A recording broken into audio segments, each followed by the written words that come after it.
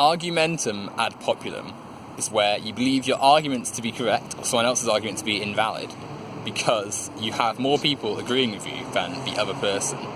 Now, this is quite a common thing you'll see in arguments. People will take, for instance, Donald Trump winning an election to mean that his ideas are right and what people should be agreeing with.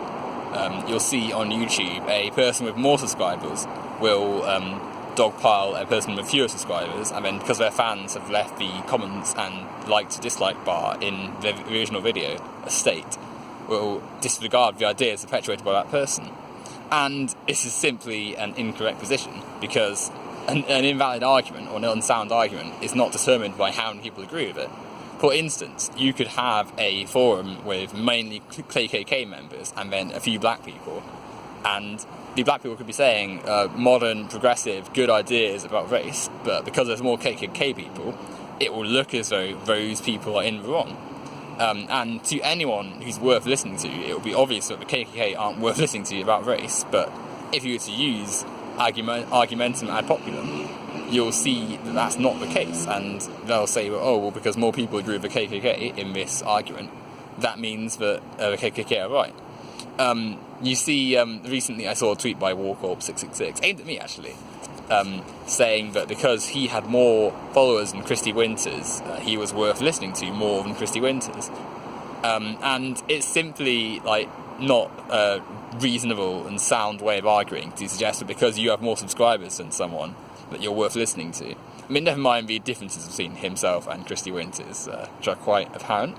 But basing your entire position purely on the fact that you have more people following you is one of complete naivety.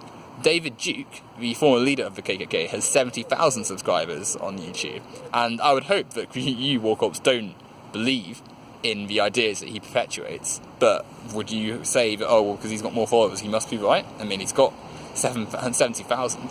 The National Socialist YouTube page, the party of the Nazis, has 4,000 subscribers. That's more than myself and many other YouTubers, or people on YouTube.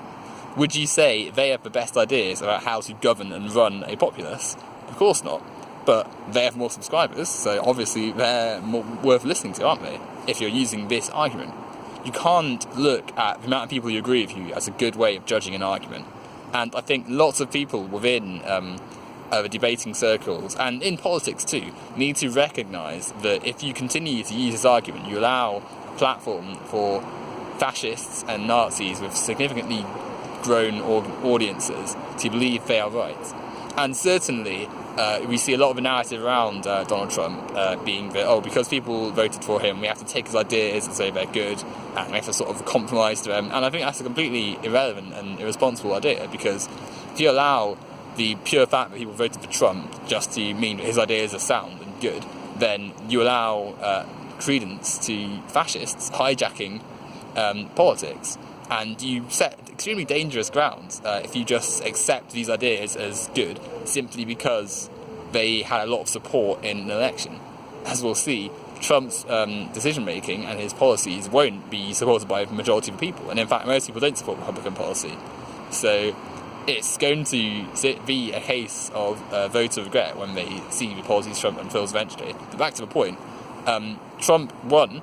But, I mean, he didn't win the popular vote, so technically he didn't even get the majority of the support. But the fact he won isn't good grounds to suggest that he should be just listened to and his ideas have to be sort of taken as fact and good.